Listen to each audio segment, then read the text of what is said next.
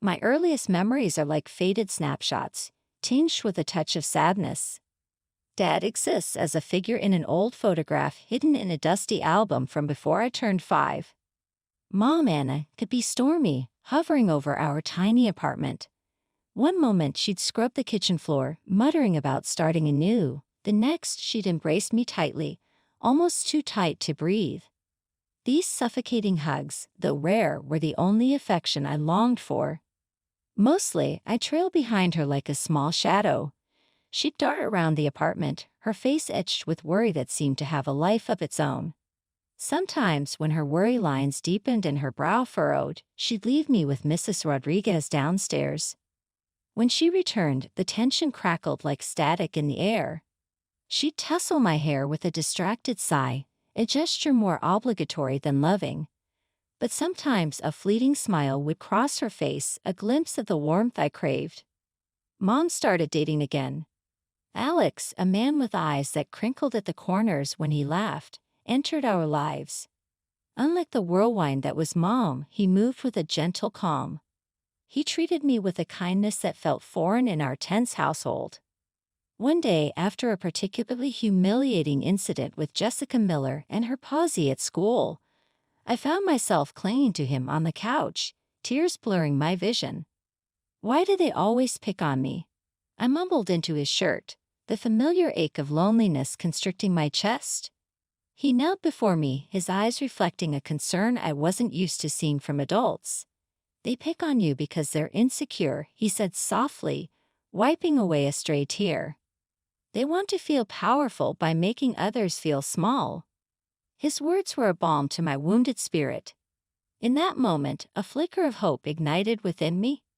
Maybe, just maybe, things were starting to look up.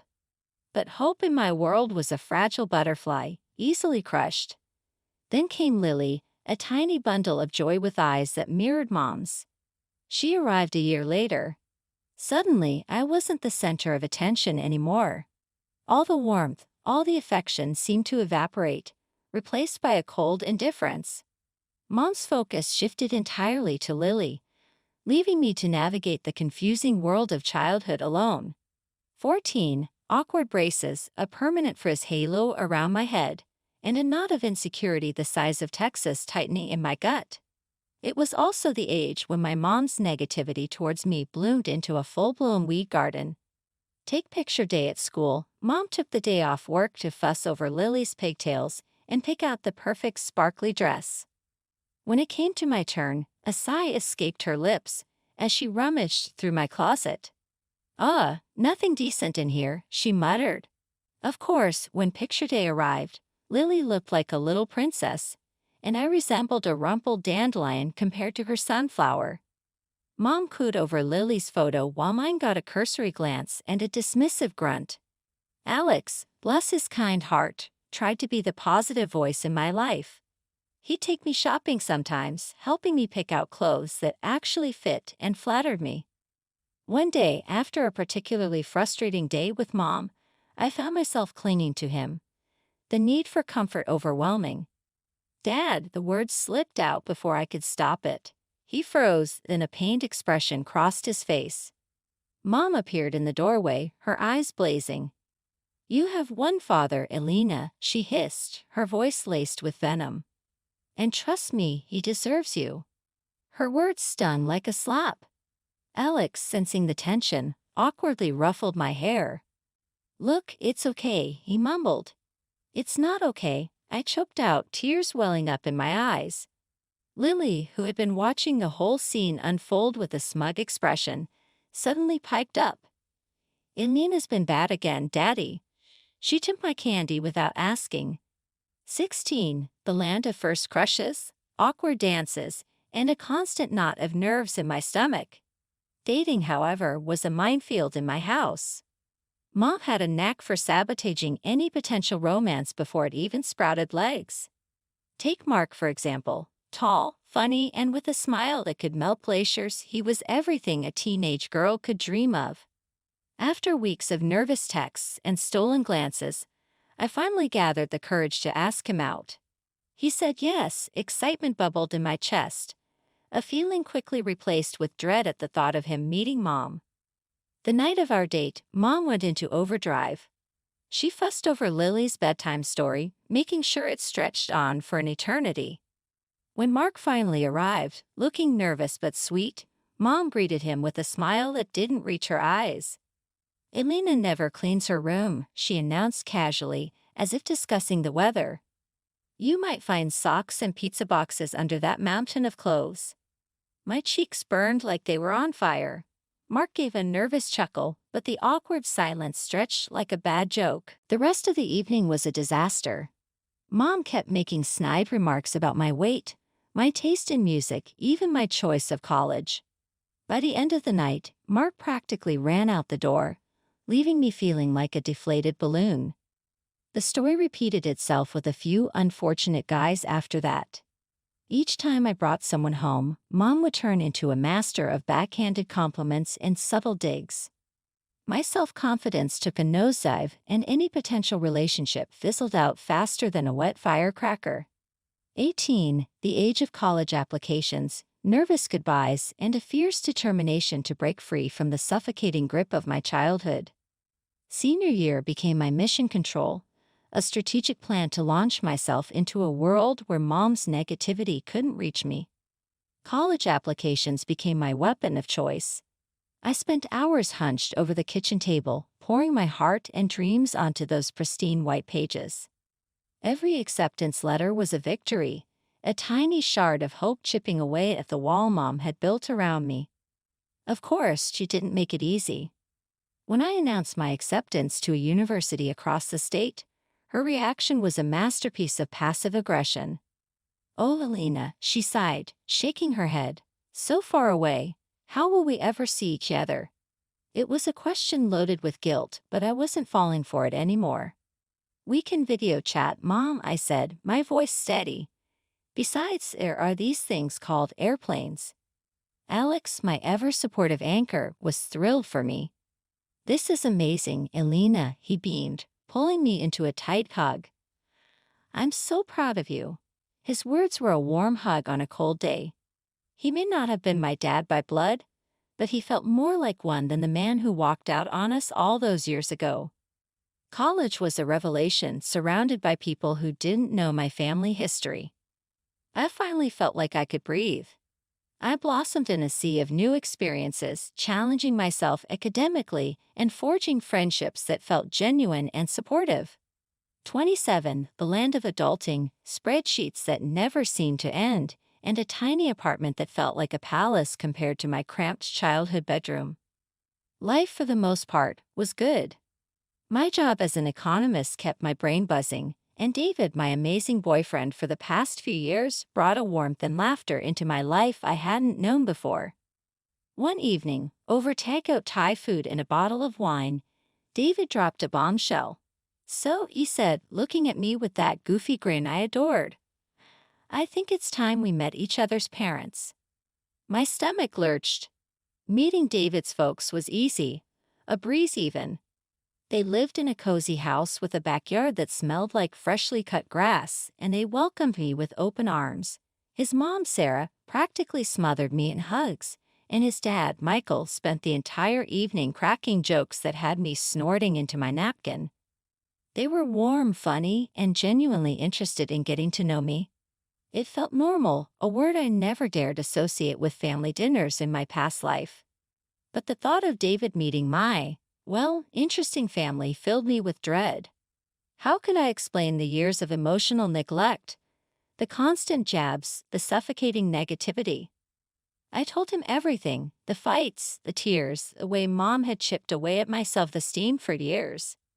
Lily, unsurprisingly, hadn't gotten any better, now a master manipulator who knew exactly how to push my buttons. David listened patiently, his hand resting gently on mine. "Elena," he said firmly, "I'm marrying you, not your family. They may be baggage, but you're the prize."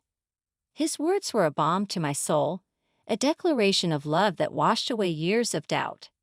Maybe, just maybe, I could finally build a happy family of my own, one filled with love, acceptance, and laughter, the kind of family I never had but the kind I always deserved. My stomach twisted tighter than a pretzel as I dialed Alex's number. This was it, Yide for breaking the news about David and the engagement.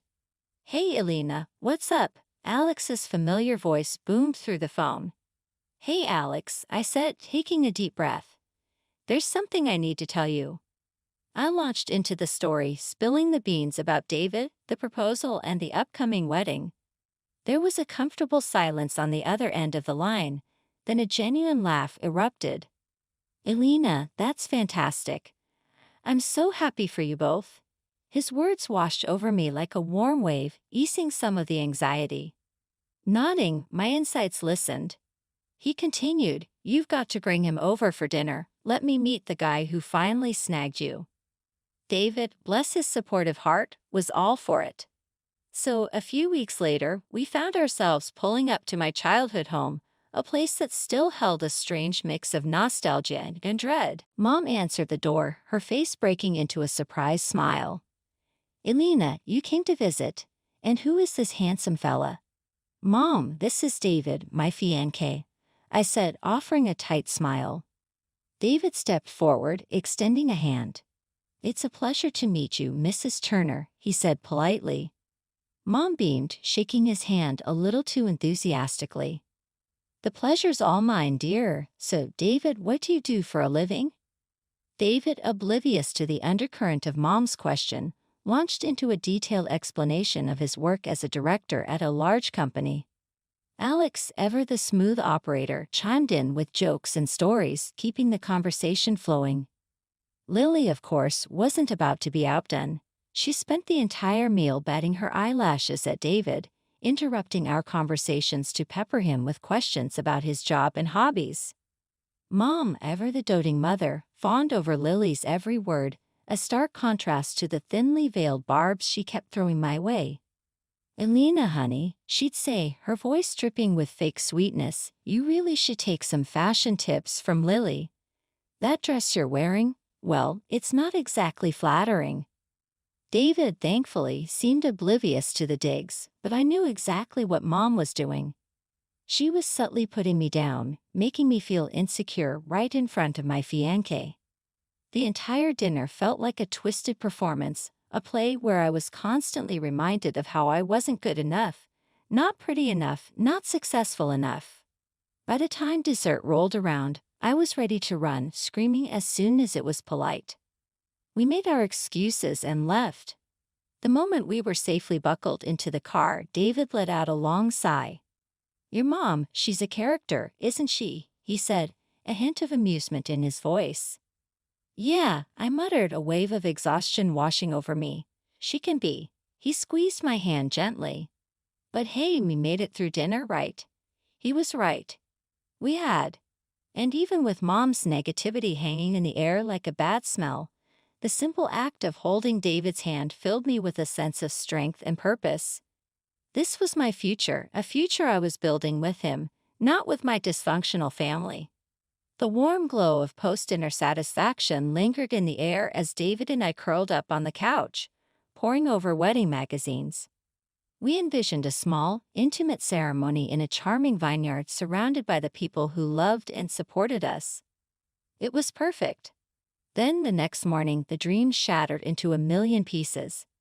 My phone buzzed with David's name, his usual cheerful ringtone replaced by a tone that sent a shiver down my spine.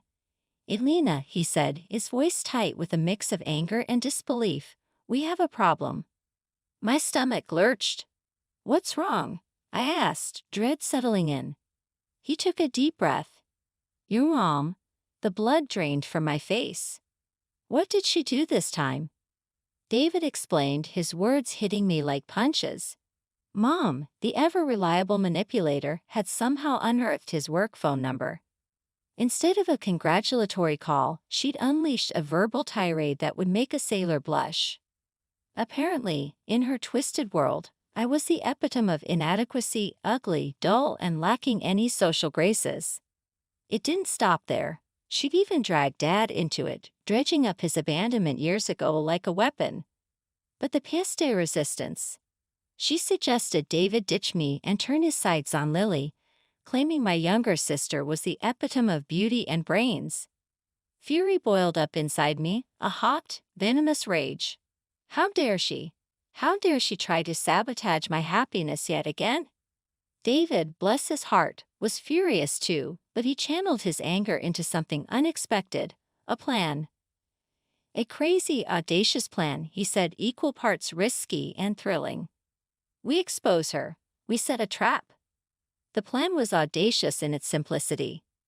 David would call Mom back, pretend to be swayed by her words, and arrange a meeting to discuss this ludicrous proposal. His goal? To record the entire conversation on his phone. David made the call, his voice smooth and convincing. Mom, completely oblivious to the web she was about to walk into, readily agreed to meet him for coffee. A nervous laugh bubbled up from my chest. This was it. Operation Momzilla Takedown was a go. The outcome was uncertain, but one thing was clear. I wasn't going to let my mother dictate my future any longer. This time, the tables were turning, and I was ready to play for keeps. I decided to attend their meeting. The thought of confronting Mom, especially disguised as a stranger, sent shivers down my spine. But the anger simmering inside me, the anger at her constant negativity and her attempt to sabotage my happiness, was a powerful motivator. Back in my comfy jeans and a worn-out t-shirt, I slipped into a corner booth at a bustling cafe across the street from our designated meeting spot. Thick black glasses perched on my nose completed the disguise, transforming me into a nondescript observer. Butterflies danced a frenetic jig in my stomach as I watched Mom saunter into the cafe, a triumphant smile plastered on her face. She spotted David at the pre-arranged table in a private room, her smile widening further. This was it. Operation Momzilla Takedown was officially underway. David, bless his tech-savvy heart, had discreetly turned on the dictaphone on his phone. Meanwhile, I heard their entire conversation in the immediate vicinity. Their conversation started innocently enough, David playing the part of the interested suitor. Then Mom, completely ignoring his phone, launched into her diatribe. You know, David, she began, leaning in conspiratorially, between you and me, Elena just isn't wife material. My blood ran cold. The woman who was supposed to be my mother, the woman who was supposed to love and support me, was badmouthing me to a complete stranger. She's, well, a bit simple, Mom continued, her voice laced with fake sympathy. Not very pretty either, if you know what I mean. David, to his credit, kept his face impassive, simply nodding along and murmuring non-committal phrases. Inside, I knew he must be fuming. But Lily, Mom's voice dropped to a conspiratorial whisper, now that's a girl with potential. Smart, beautiful, knows how to handle herself in society. The audacity of it all. Lily, with her airhead personality and complete lack of work ethic, was apparently the epitome of elegance and intelligence according to Mom.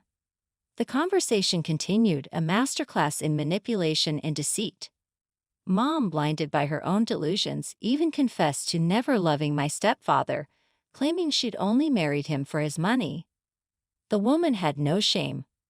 Finally, after what felt like an eternity, Mom stood up, her face radiating self-satisfaction. Well, David, it was lovely meeting you. Think about what I said, she purred, patting his hand with a perfectly manicured nail as she walked out of the cafe. I could only shake my head in disbelief. So, what now? I asked, my voice tight. David pulled me into a hug, his touch a source of comfort amidst the swirling storm of emotions. Now, he said, his voice firm, we expose her. The air crackled with tension as I walked into my childhood home that weekend. Mom's smile was a mile wide, radiating a smugness that set my teeth on edge. Amina, honey, you won't believe it, she gushed, the words tumbling out before I even had a chance to say hello. What's that, Mom? I asked, already bracing myself for a bombshell. David, she declared, her voice dripping with sickening satisfaction, decided to see reason. He's leaving you and marrying Lily. My heart did a little stutter, but I forced a smile. That's great, Mom. Really happy for them. My stepdad, bless his perpetually confused soul, cleared his throat. but I thought they were getting married. Lily, who had been lounging on the couch like a pampered cat, snorted a laugh. Apparently not, Dad. Elena just wasn't good enough for him. Shocker.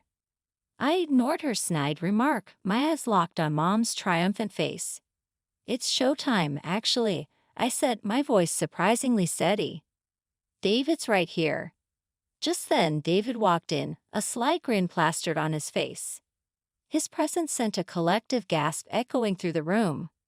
Hi everyone, he said, his voice calm. Just in time for a little family fun. He pulled out his phone and pressed play. The room fell silent as Mom's voice, dripping with malice, filled the air. The conversation from the cafe played in its entirety. Her diatribe about me, her praise for Lily, the shocking confession about my stepfather. The color drained from Mom's face with each passing sentence. My stepfather turned a shade of pale, his jaw slack with disbelief. As for Lily, her bravado crumbled, replaced by a terrified whimper. When the recording ended, a deathly silence descended upon the room. Then my stepfather exploded. You lying snake, he roared, his voice shaking with fury. You married me for money all these years. Mom, for the first time in my life, looked genuinely lost. Tears welled up in her eyes, but they were overshadowed by the storm brewing on my stepfather's face. I want a divorce, he declared, his voice thick with anger. Get a lawyer. The room imploded. Mom and Lily burst into tears, their wails a cacophony of misery and self-pity. David, bless his heart, looked as comfortable as a fish out of water caught in a hurricane. Amidst the chaos, I felt a strange sense of calm. The truth, ugly and raw, was finally out in the open. The years of unspoken hurt, the manipulation, the lies, it all spilled out, shattering the facade of our dysfunctional family. The following weeks were a blur of Liel-choked sobs from my stepdad and icy stares from Lily whenever our paths crossed at the grocery store. Mom, the architect of this whole mess, retreated into a self-imposed social media blackout. As for me, I felt strangely hollow. The anger that had fueled me for so long was gone, leaving a gaping hole that needed filling. One sunny afternoon, David found me curled up on the couch, mindlessly flipping through wedding magazines that now seemed like dusty relics from a bygone era. Hey, he said, his voice laced with concern, you all right? I managed a weak smile. Yeah, just thinking. Everything just feels so different. He squeezed onto the couch beside me, pulling me into a hug. It is, he admitted. But hey, different can be good. A chance to start fresh, you know? His words were a gentle nudge in the right direction. Maybe he was right. Maybe the void in my life could be filled with something new, something exciting. A spark ignited in my chest. So, I said, a mischievous glint in my eyes, what do you say we do something crazy? David's eyebrows shot up. Crazy? Like what? How about a road trip? I suggested, a grin spreading across my face. Just us, a map and the open road. No expectations, no timelines, just pure adventure. You had me at road trip, he declared. And so our plans took a sharp turn. The meticulously planned vineyard ceremony morphed into a spontaneous cross-country adventure. We packed a beat-up camper van with essentials, copious snacks, a killer playlist, and a well-worn copy of On the Road, and hit the road with no destination in mind, only the promise of new experiences and shared memories. A year later, David and I stood together at the altar, surrounded by fragrant flowers, exchanging vows. Our ceremony wasn't extravagant, but it was exactly right. Instead of my disapproving mother, my stepdad, recently divorced and estranged from Lily, walked me down the aisle. Tears welled in his eyes. A mix of pride and regret. He squeezed my hand and said, you know, kiddo, I always knew you'd find your happily ever after. Life after the wedding settled into a cozy routine. David and I crafted a life filled with laughter, love, and spontaneous road trips. My stepdad visited often, sharing tales from his adventures and dropping hints about becoming a grandpa. I'd laugh and say, don't worry, you'll